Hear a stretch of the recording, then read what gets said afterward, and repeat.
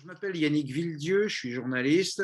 J'ai notamment animé pendant de nombreuses années le magazine d'actualité de culture scientifique de Radio-Canada, Les Années-Lumière. Alors, pas étonnant que la conférence d'aujourd'hui prenne la forme d'une interview. Alors, pour cette conférence-interview, appelons-la comme ça, je reçois la lauréate 2020 du prix partenariat de l'Université du Québec, Lynne Chamberlain, professeure associée au département de sexologie de l'Université du Québec à Montréal. Madame Chamberlain, bonjour. Bonjour. Et je rappelle que vous êtes aussi associée à la chaire de recherche sur l'homophobie, une chaire de recherche que vous avez créée il y a 10 ans, en 2011. On va y revenir un petit peu plus tard. Mais tout de suite, quelques mots sur ce prix donc, que vous recevez de l'Université du Québec. Vous le prenez comment, ce prix? Ça fait toujours plaisir, j'imagine. Vous le prenez comment?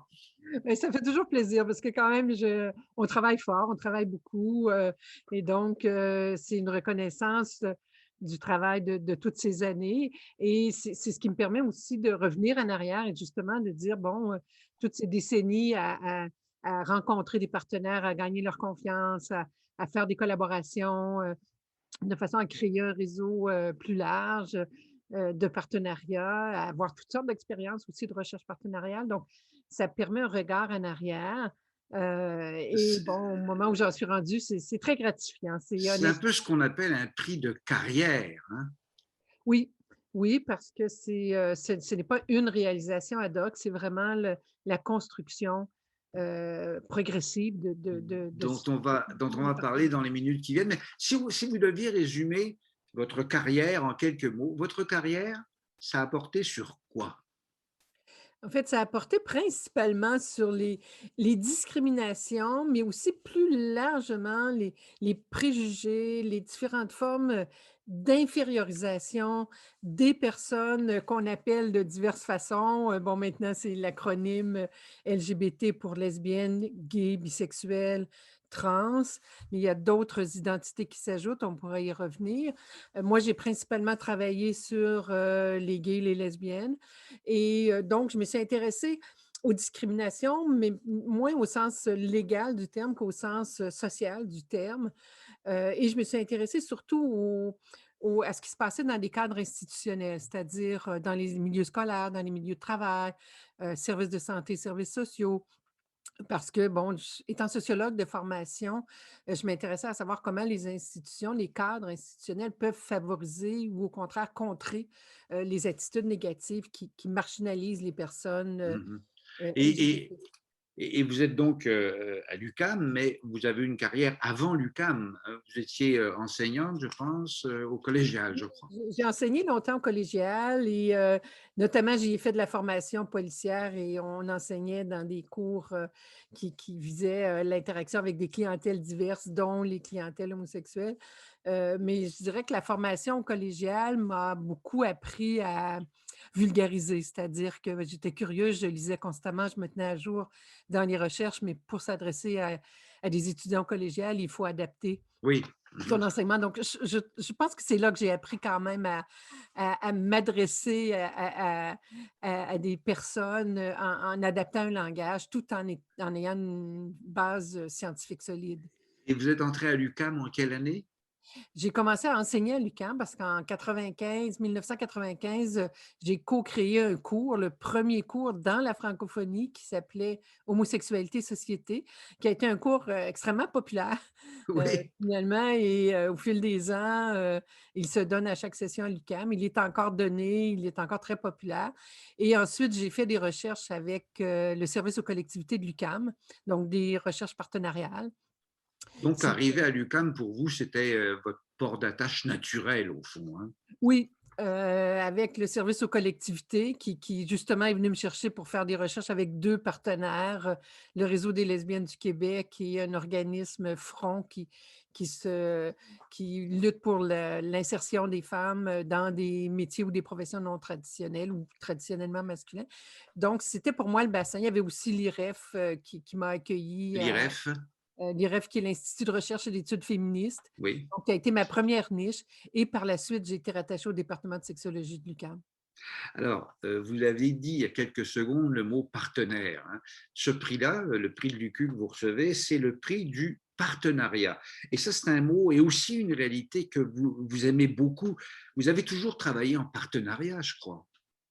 Oui, toujours, en fait, les toutes premières recherches qui étaient, des recherches exploratoires, par exemple, j'étais à la CSN, il s'est créé un comité, de gays, je me souviens pas du nom exact, de gays et de lesbiennes, mais on cherchait à savoir quelle était leur situation à l'intérieur de la CSN. Donc on avait fait ma façon de procéder, ça a été de dire: «On va faire une petite enquête» et c'est ce qu'on Oui, a fait. Donc on a fait un questionnaire assez sommaire, un feuillet recto verso qui s'adressait aux délégués syndicaux, du congrès, de la CSN, donc qui est quand même, plusieurs centaines de personnes et ça a été la 1re expérience. Donc pour moi, combiner le savoir versus intervenir, c'était quelque chose qui est venu assez spontanément et oui. après ça s'est répété avec d'autres organismes, Par exemple, 2 ou 3 organismes importants pour vous dans ces partenariats-là?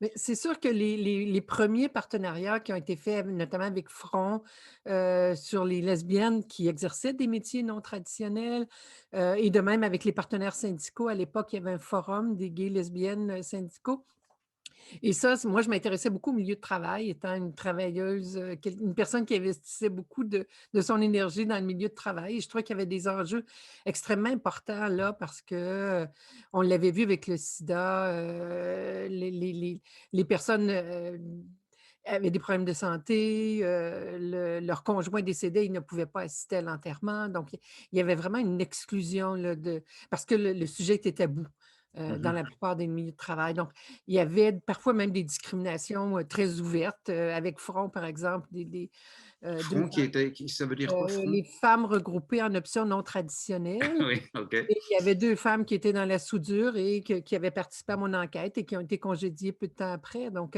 et ça m'a amené à développer des recherches sur le milieu de travail.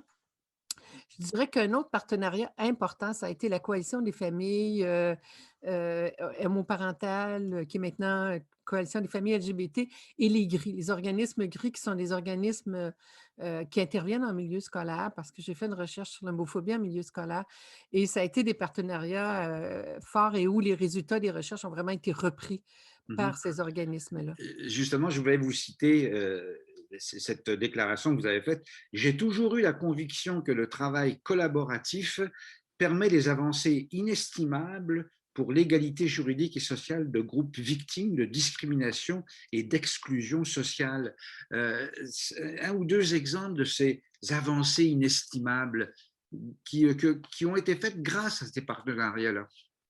Mais par exemple, la coalition des familles LGBT, s'est appropriée, elle avait collaboré à la recherche, mais elle s'est appropriée les résultats des recherches sur l'homophobie en milieu scolaire, et elle a développé une formation, une formation qui s'est adaptée au fil des ans, mais dans les premières années, donc on a collaboré, pour s'assurer que les données scientifiques étaient bien incorporées dans la formation, mais ça a permis de développer une formation qui avait une crédibilité, qui s'adressait à la fois, comme on dit, au cœur, par certains côtés, des témoignages des gens, mais aussi à l'esprit, et qui pouvait mettre de l'avant une meilleure compréhension du phénomène. Parce que souvent, les gens disaient, bon, ah, un gay, une lesbienne, il y en a peut-être un ou deux dans notre école, mais ce dont on s'est rendu compte, c'est que l'homophobie, au sens de rejeter, dévaloriser, faire des blagues sur c'était quelque chose qui était largement répandu au sein du milieu scolaire et qui touchait pas seulement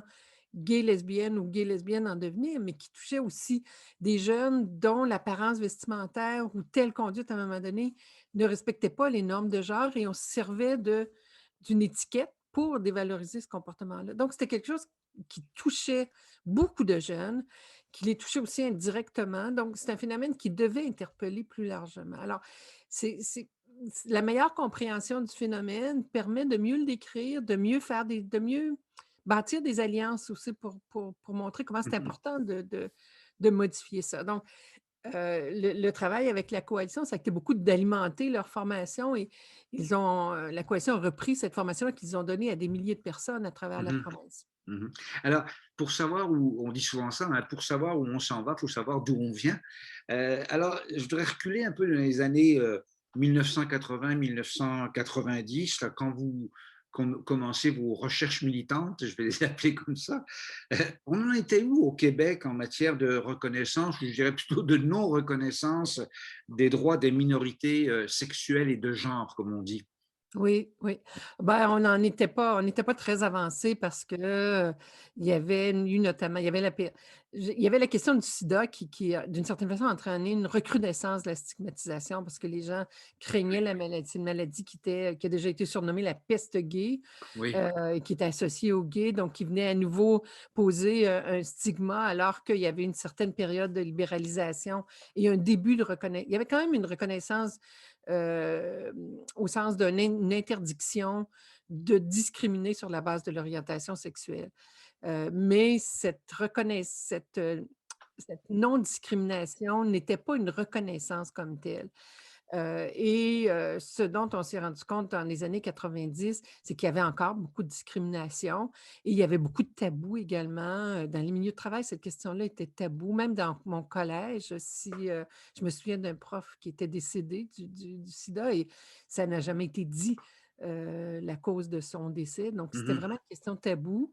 Hem Voir, qui suscitait de l'agressivité, même justement ma recherche militante, on le voyait là, quand on distribuait le questionnaire, Oui, à la CSN même, pourtant, un syndicat, c'est supposé défendre vraiment les gens de la base, hein, et donc, même à la CSN, c'est intéressant, racontez-nous ça, oui, oui, oui, alors 1990-91 à peu oui, près? oui, à peu près. Et il y a des gens qui écrivaient, «Va chier», «de la merde», enfin les insultes à connotation anale comme c'est Oui, oui. habituel dans l'homosexualité masculine.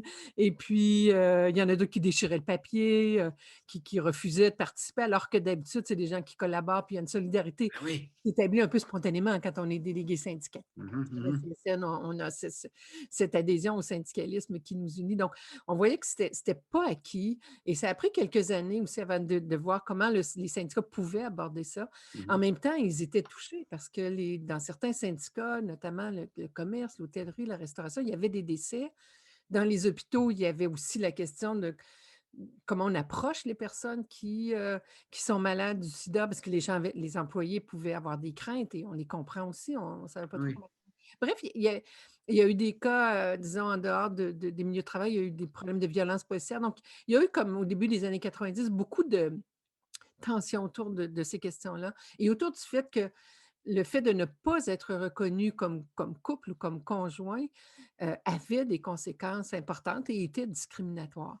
On est parti de là et après les luttes se sont orientées vers, justement cette reconnaissance des couples et des familles. Et 1990, c'est quand même pas si loin que ça, hein, faut le rappeler quand même. On partait de loin.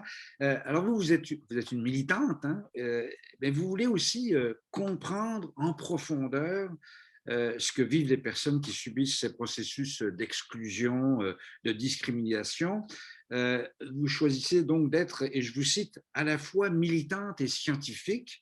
Comment et pourquoi est-ce que vous en êtes venu et comment en êtes-vous venu à faire de la recherche, justement? Parce que vous auriez pu vous contenter de faire du militantisme.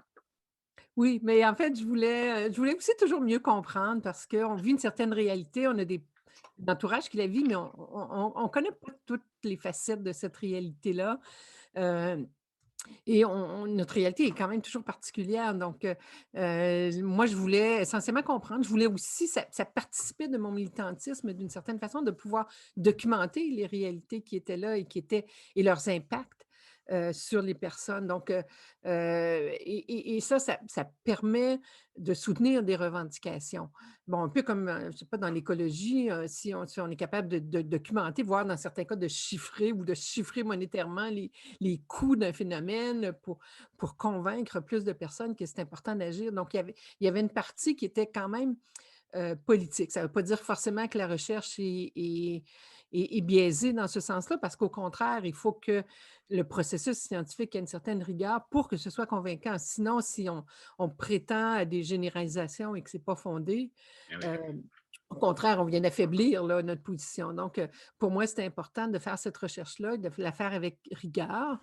Euh, et je dirais aussi que simplement le goût de la science, quoi, le goût de découvrir, le goût de, nuancer, de voir que les réalités ne sont pas les mêmes pour tous parce qu'on même si les personnes sont toutes minorisées en raison de leur orientation sexuelle ou de leur genre, ce sont des réalités très diverses. Montréal, région, petit village, c'est pas la même chose. Selon les classes sociales, ça ne se pose pas de la même façon. Donc, on s'aperçoit que quand on fait une recherche, il y a toujours des nouveaux aspects qui Mmh. surgissent et qu'on veut là explorer. Toujours des nouvelles questions de recherche qui surgissent.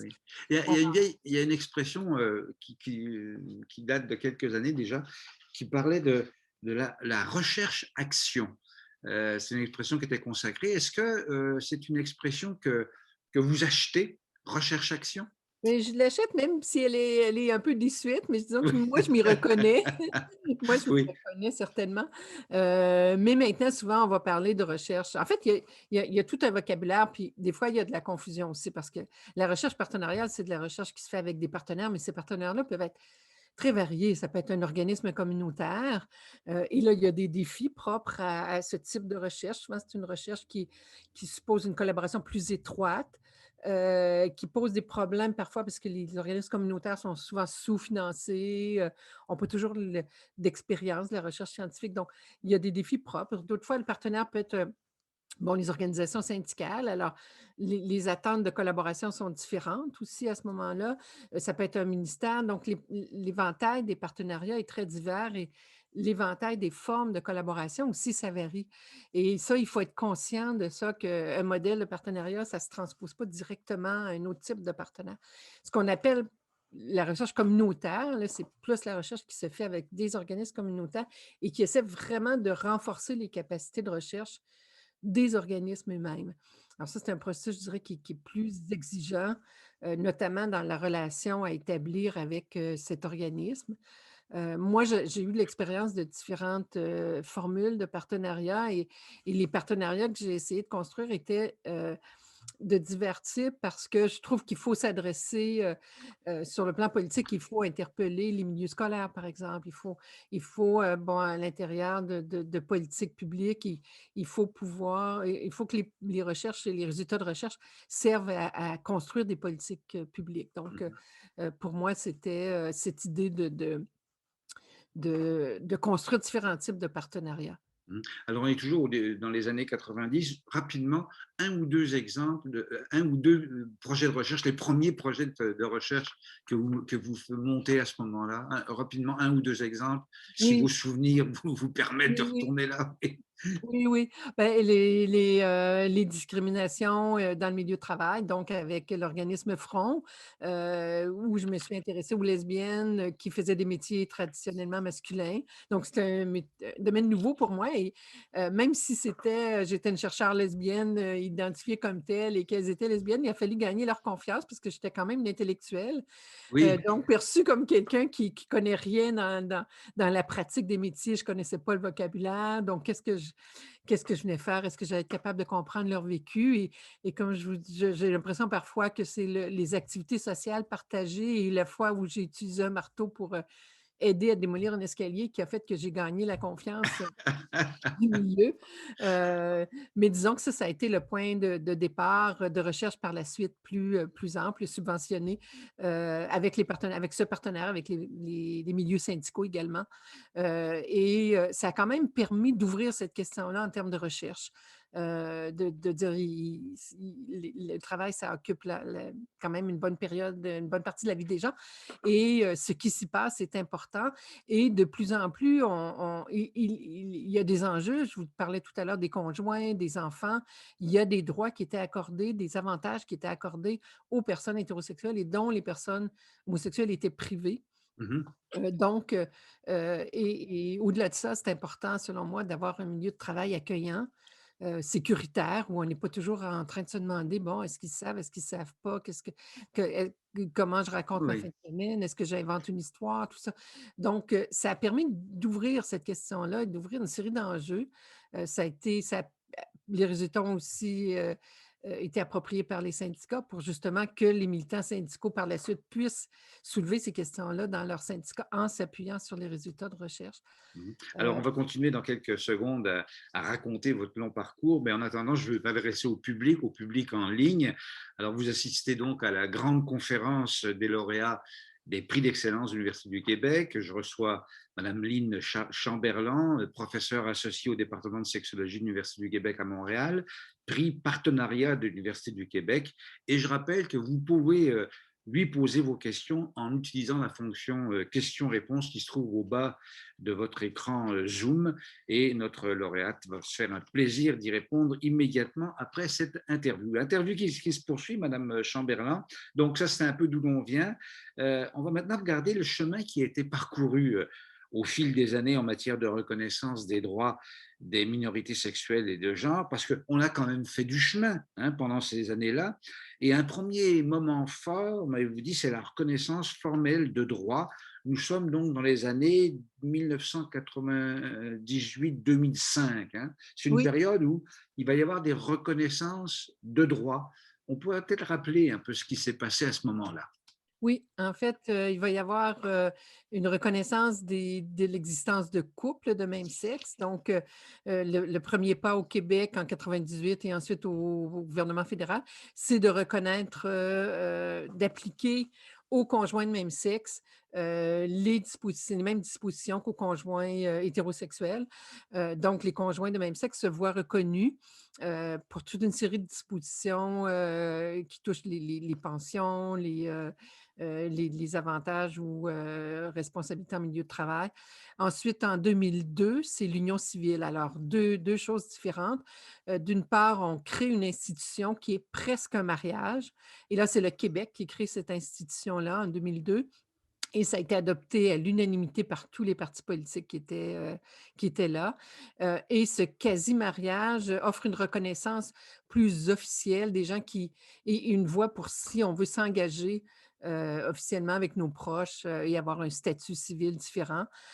Et le deuxième chose, c'est qu'on reconnaît la filiation avec 2 papas ou 2 mamans. Donc ça, Mhm. c'est une ouverture vers l'homoparentalité qui est quand même très innovatrice. Et en 2005, c'est le gouvernement fédéral qui légifère sur le mariage et reconnaît la possibilité d'épouser une personne, quel que soit son sexe.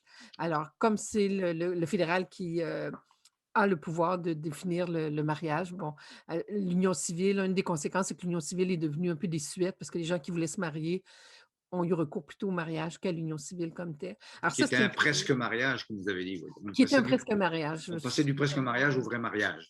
Et ça, c'est des moments importants pour ces années-là, oui. Oui, c'est des moments importants parce que là, on reconnaît que, c'est une reconnaissance plus positive. C'est pas nécessairement une interdiction de discrimination, c'est une reconnaissance plus positive, à savoir que les personnes, gays, lesbiennes forment des couples, forment des familles. Et donc, ce qui est pas exceptionnel, mais c'est vrai que les préjugés les imaginaient toujours dans des positions un peu marginales et incapables de tenir. Il y avait même des discours, les anciennes théories en psychologie qui disaient qu'ils étaient immatures, ils ne pouvaient pas vraiment former des couples, donc ils ne pouvaient pas vraiment éduquer des enfants, ce ne seraient pas des bons parents. Donc là, on a une reconnaissance législative qui dit oui, oui, ces couples existent, ces familles existent et elles ont des droits. Et donc, alors c'est vraiment un ensemble Elle- d'acquis qui va permettre hum. à ces couples et des familles de devenir plus visibles, de continuer à chercher la reconnaissance sociale après la reconnaissance législative. Elles vont Et je reviens à ma question, au fond. Bon, c'est des acquis qui sont faits parce qu'il y a du militantisme, mais aussi parce qu'il y a de la recherche. Dans cette question-là, par exemple, vous dites la psychologie traditionnelle disait ça ne peut pas être des bons parents. La recherche va montrer le contraire. Donc, la recherche a joué, vos recherches ont joué un rôle important dans ces moments-là aussi. Oui, en fait, la grande spécialiste pour ce qui est des enfants de famille homoparentale, c'est Danielle Julien, mais avec qui j'ai collaboré justement à cette époque. Et justement, les recherches vont être utiles pour démontrer que les enfants élevés par des mères lesbiennes, il y avait moins de recherches sur les pères gays à cette époque-là, se développent aussi bien. Et encore maintenant, les recherches qui ont été faites depuis le démontrent, à savoir que ces enfants-là se développent bien. Il y a pas de il y a pas de problème, dans leur développement, il y a pas de problème de comportement et cetera. Donc, il y a vraiment un champ de recherche qui va s'ouvrir et qui visait au tout début à contrecarrer le préjugé justement, mais je dis préjugé, mais c'était aussi certains discours scientifiques, qui prétendaient qu'ils ne pouvaient pas être des bons parents. Donc, on voit Alors encore effectivement que la recherche avait quelque chose à faire en plus du militantisme ou à côté du militantisme pour alimenter le militantisme. On va continuer dans les années dans les acquis. Hein. Et il y a un autre moment fort dans ce cheminement-là, c'est la politique de lutte contre l'homophobie. Là, on est en 2009. C'était quoi cette politique-là, ce que ça disait et aussi, vous allez me dire ce que ça a changé, si ça a changé quelque chose. Alors 2009, politique de lutte contre l'homophobie, on est où? En fait, c'est un processus tripartite, qui, impliquait des ministères, sous l'égide de la Commission des droits de la personne et des droits de la jeunesse, des groupes communautaires et 2 chercheurs, Bill Ryan et moi-même et qui a alimenté un document dont une des recommandations était d'adopter une politique. Autrement dit, pour la première fois, le gouvernement du Québec adopte une politique publique pour lutter contre l'homophobie. La transphobie sera ajoutée plus tard et donc on a un ensemble de mesures qui relèvent pour la plupart de ministères et qui visent dans différents domaines à contrer l'homophobie. Ça inclut aussi des campagnes de sensibilisation à la télévision et à la radio, des campagnes dont vous avez peut-être, entendu parler, ça inclut également la création d'une chaire de recherche pour continuer cette dynamique où on essaie de mieux comprendre les phénomènes et donc de mieux contrer les difficultés qui existent encore. Donc la Est-ce chaire que de recherche. cette politique-là, on va rester à la politique, va changer quelque chose? Elle est importante. Mais elle est importante parce que, d'une part, elle va permettre de consolider les organismes communautaires en leur accordant, plus de financement, en finançant également des projets. Il y a régulièrement des concours des appels à projets, avec des thématiques et puis on essaie de varier les thématiques ou par exemple de donner priorité, par exemple, récemment, on a donné de priorité ou insisté dans les appels, à ce qui se passait dans les diverses régions du Québec parce qu'il y a quand même beaucoup de centralisation à Montréal et il y avait quand même une certaine indifférence des vécus ailleurs que dans la région métropolitaine. Donc, ça permet de faire des appels à projets, de financer la construction d'outils de sensibilisation, de formation. Donc, et ça, la plupart du temps, ce sont les organismes communautaires LGBT, mais pas forcément. LGBT, c'est pas nécessaire d'être, un tel organisme pour être financé, c'est selon la qualité du projet et sa Oui. pertinence sociale. Donc, et je dirais que le fait d'avoir une politique publique, ça envoie un message qui est très fort, et qui vient, soutenir, appuyer les actions, ce que j'appelle les actions quotidiennes des individus dans leur milieu respectif, et là, ça va de la famille au milieu de travail, au milieu scolaire. Les individus, par exemple, qui vont demander le respect, qui vont réagir face à une remarque homophobe, ils ont l'appui, si on veut, la légitimité pour le faire parce que le gouvernement, s'est prononcé pour ça et ça, c'est pas sans effet, même si ça peut apparaître, ténu, c'est pas un effet direct, mais c'est un effet de renforcement, hem Oui, parce on pourrait dire, bon, c'est bien beau les grandes politiques, les grands mots, les grandes phrases, les beaux rapports, mais dans la vie quotidienne, ça ne change pas grand-chose. Or, vous dites, ça a quand même un petit peu aidé. Oui, parce que ça vient légitimer les gens qui se battent dans leur milieu de vie respectif, Oui. qui ont le sentiment, je citerai un exemple, un commentaire qui se rapportait cette fois au mariage, mais je pense que c'est le même effet, heu, qui avait réagi à une insulte homophobe en disant: «Beh, là, maintenant, le gouvernement est de mon bord». Oui.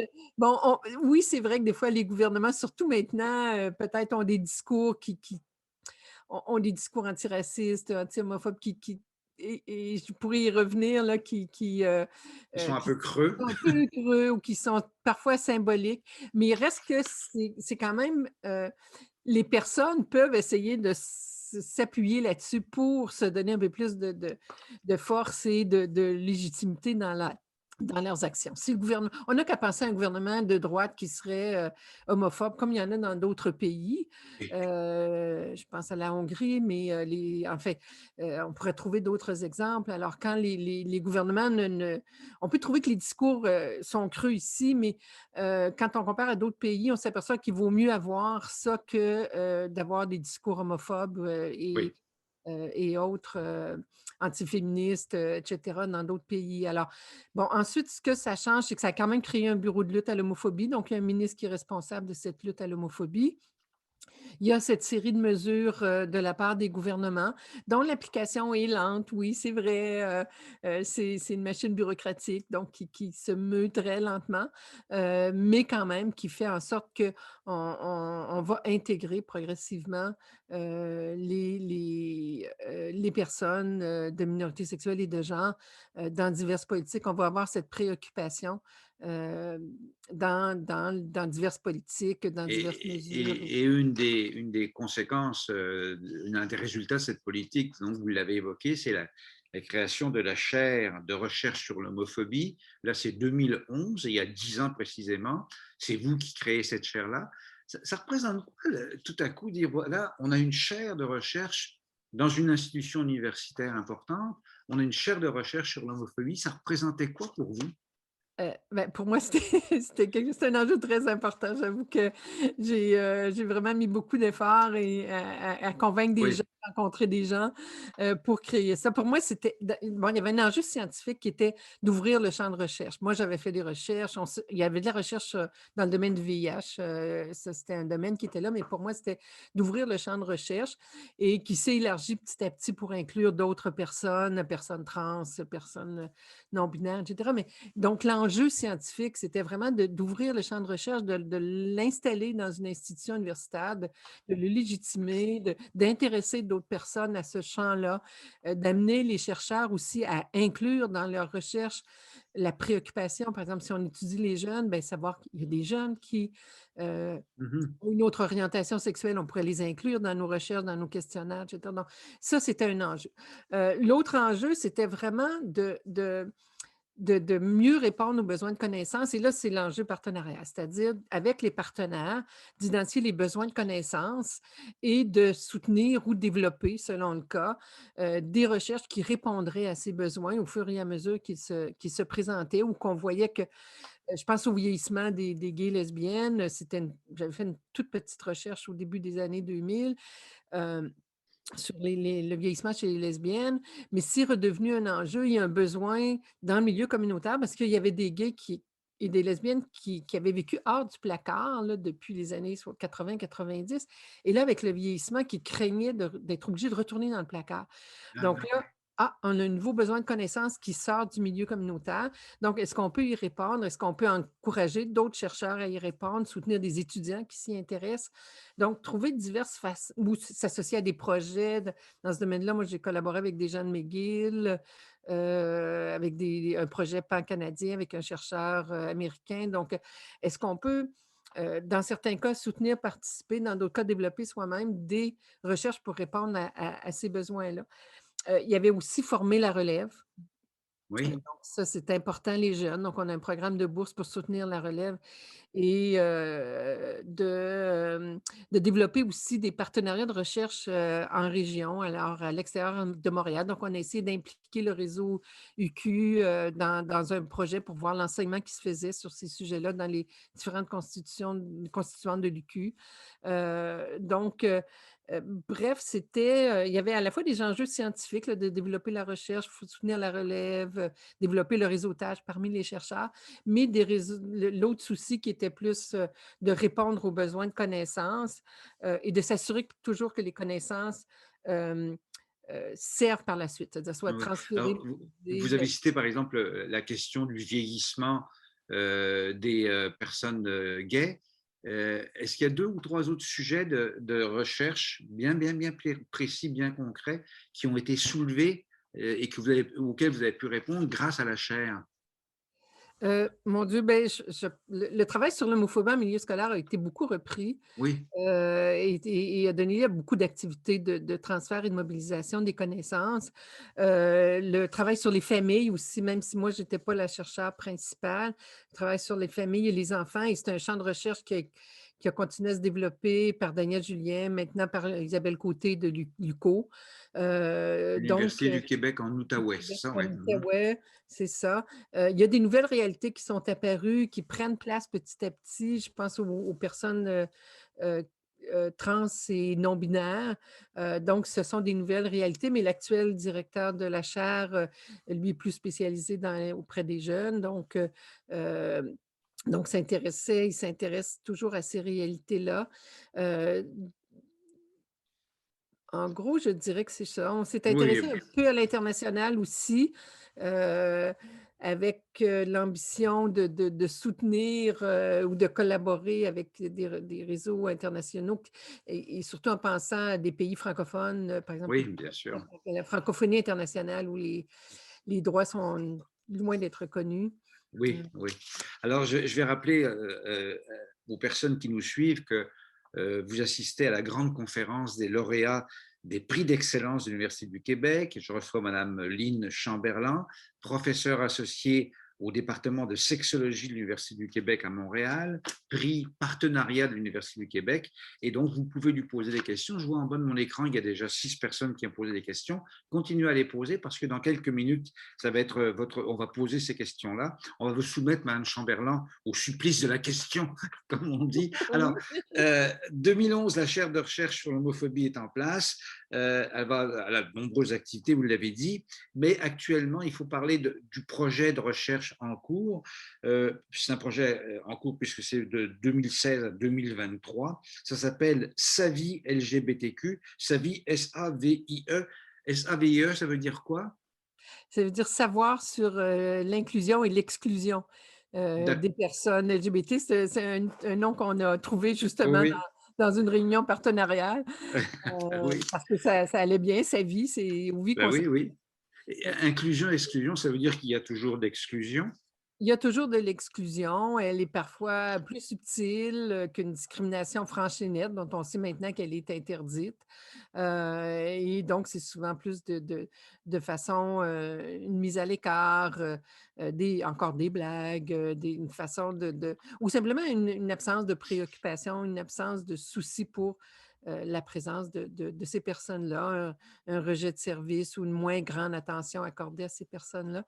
Donc, ce qu'on voulait savoir, c'est après justement, plusieurs gains législatifs, après une certaine reconnaissance sociale, où on en était et là, on a donc, eu un processus à la fois avec nos partenaires pour, identifier des indicateurs d'inclusion et d'exclusion et on a eu un travail scientifique rechercher dans la recherche scientifique des indicateurs d'inclusion et d'exclusion et parce qu'on veut aussi documenter ce qui va bien, parce que si on peut documenter ce qui va bien ou ce qui fait que les gens se sentent inclus, accueillis, sécuritaires, connectés avec leur milieu, c'est ce qui nous permet aussi de dire: «C'est ça qu'on recherche, c'est notre objectif». En termes de changement. Donc, ça nous oriente vers certains types de changements.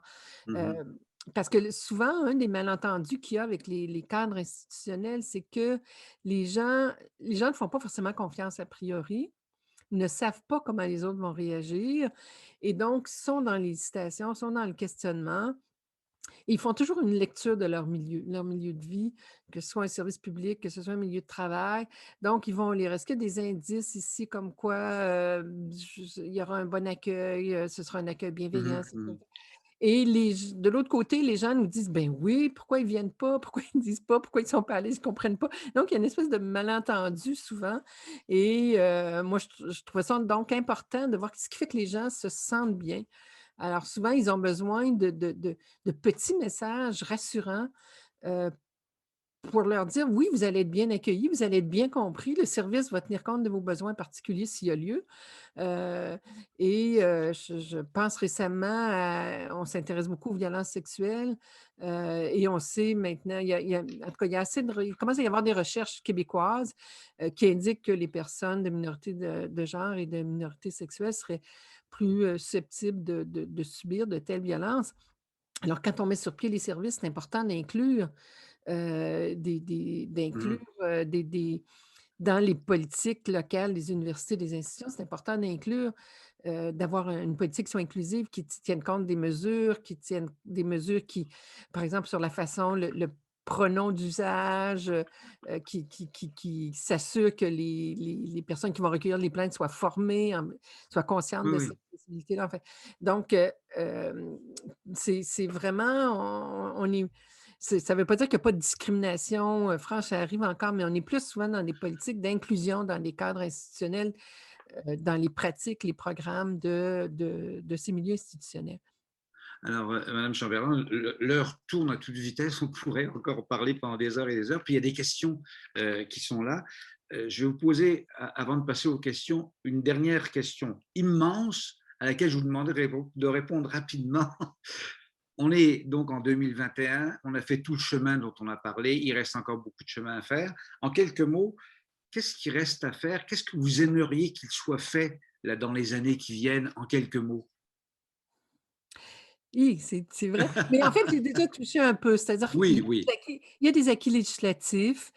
Pour les personnes trans et non binaires, il y a quelques acquis, notamment l'interdiction de discrimination, mais il y a encore, des choses qui ne sont pas complétées, par rapport à une reconnaissance plus positive, de ces identités.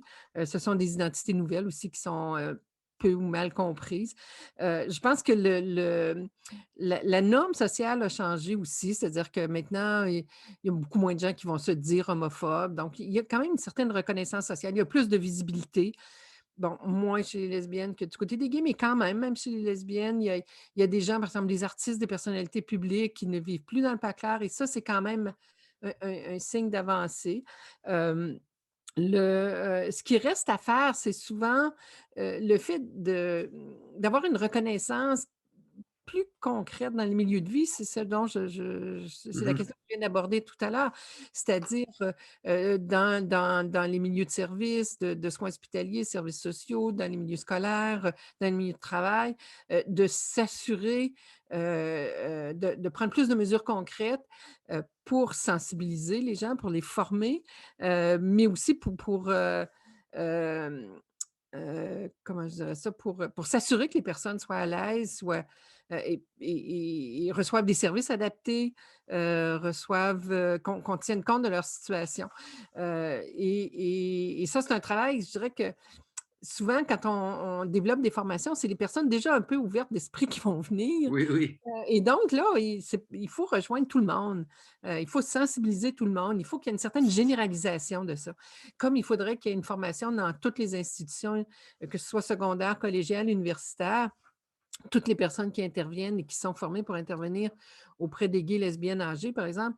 Bon, il ne faut pas seulement qu'on ait une formation donnée à quelques personnes, il faudrait que la formation soit généralisée, dans le cadre de la formation professionnelle.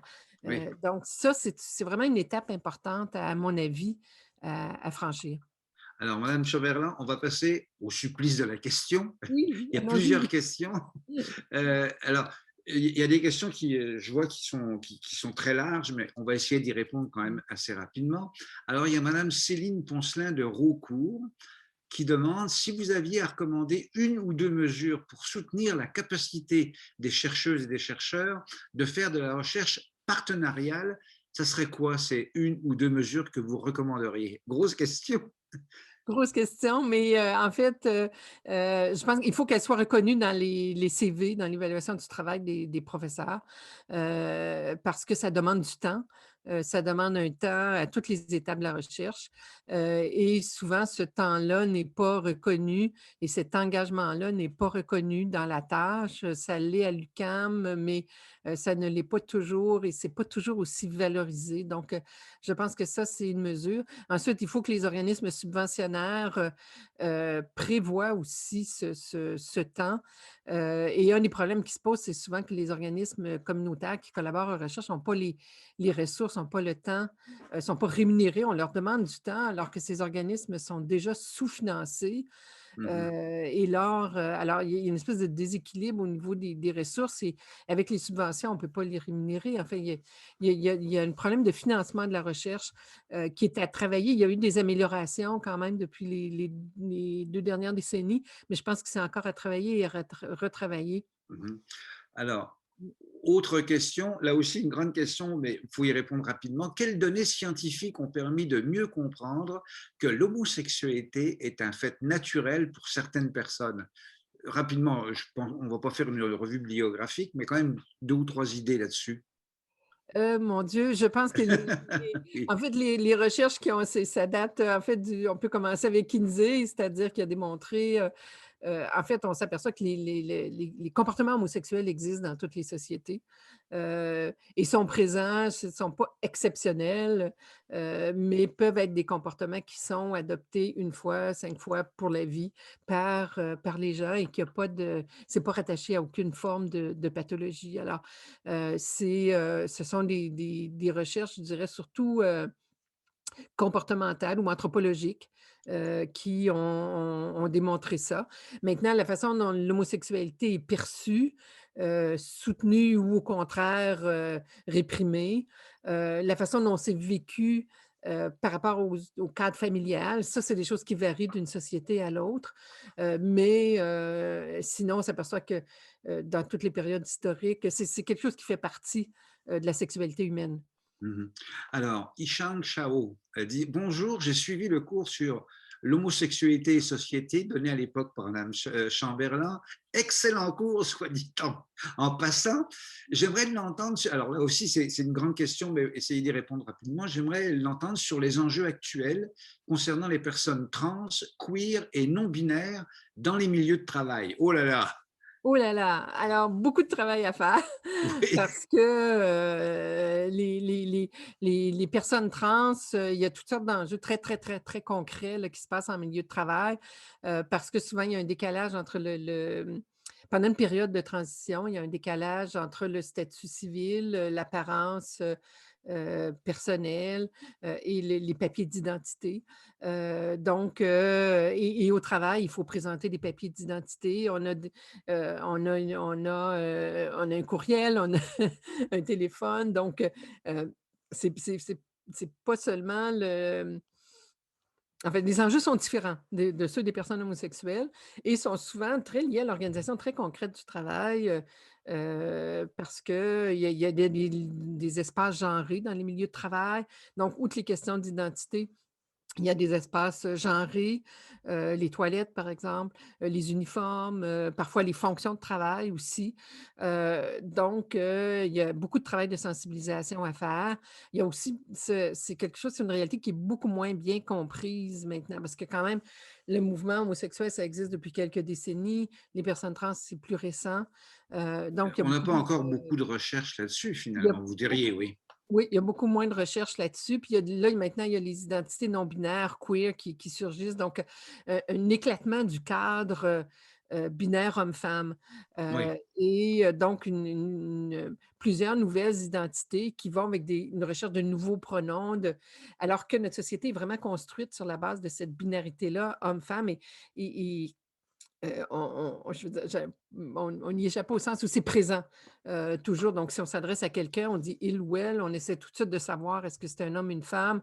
Si on se trompe de prénom, on dit «Ah, mon Dieu, excusez-moi», comme si c'était une insulte. Donc, Oui, oui, c'est oui, oui. quelque chose qui est très fort et depuis la naissance, où on habille les enfants encore en Donc, rose. ce que je comprends, c'est que vous dites ce domaine-là, là, il y a vraiment beaucoup de recherches à faire pour les années à venir, hein, parce Oui, que il y a c'est comme un beaucoup de nouveau sujet, un nouveau domaine. Oui, oui, et il Ouais, y a ouais, beaucoup ouais. de recherches et ça commence.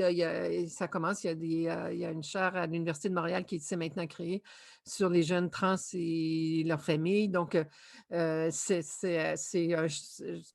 va Oui. continuer dans les prochaines années, oui.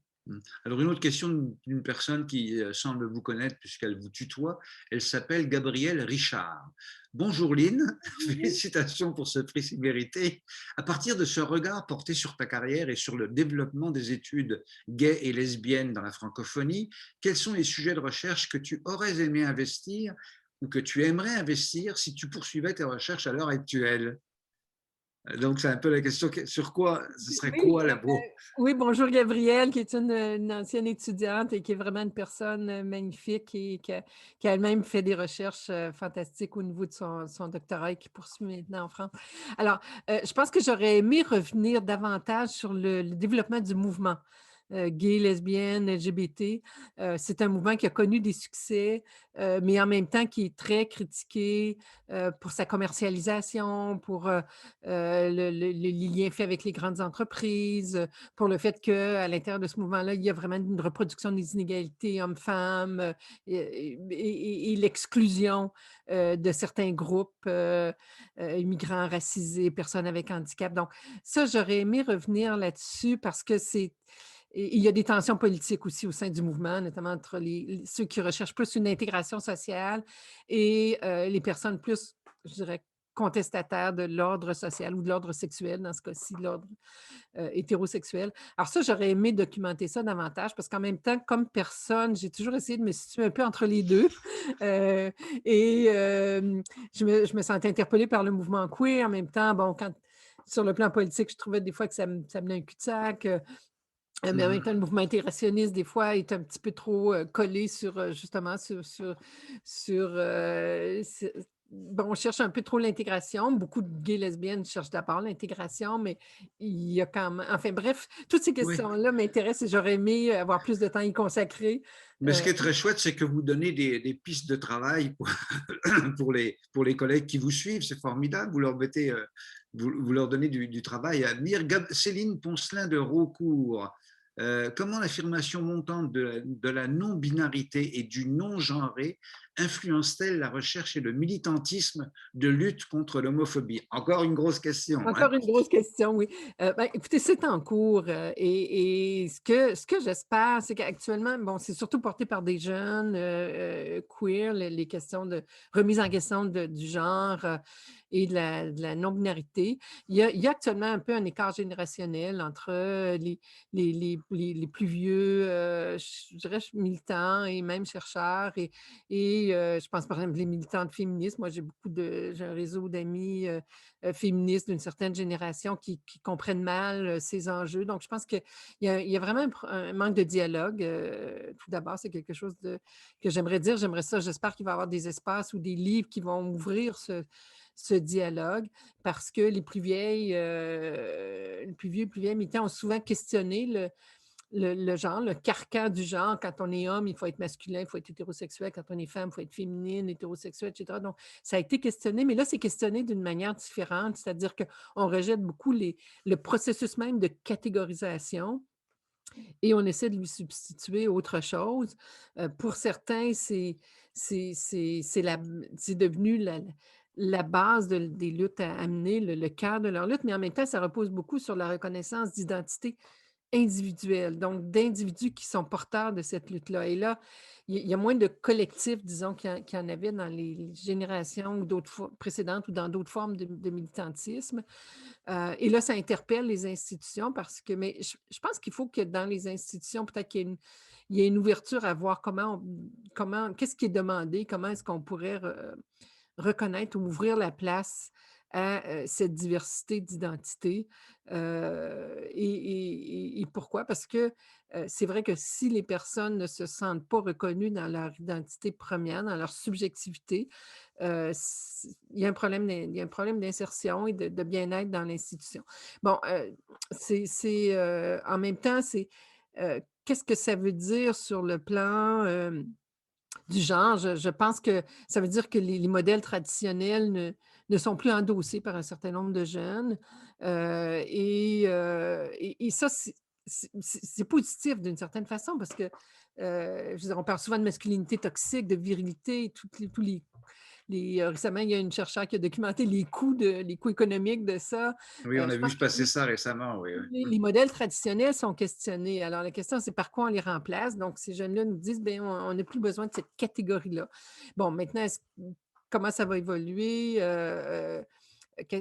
bon, il y a aussi, je pense, le côté, la forte on est dans des sociétés individualistes, où, la subjectivité est importante, donc le ressenti est important et là, il y a toutes sortes de discussions qu'on peut avoir, mais ça ouvre vraiment une boîte, c'est-à-dire, est-ce que, par exemple, mon ressenti de l'oppression compte plus que les inégalités qu'on peut documenter, à partir des critères plus, dits objectifs. Donc là, Oui, oui. il y a tout un débat qu'on pourrait faire, et j'avoue que, bon, j'ai quand même un penchant pour dire, il y a parfois des inégalités patentes, documentées et en termes de ressources économiques, ressources, culturelles et à mon avis, ce sont des enjeux de fond, ça, qu'on peut pas négliger non plus.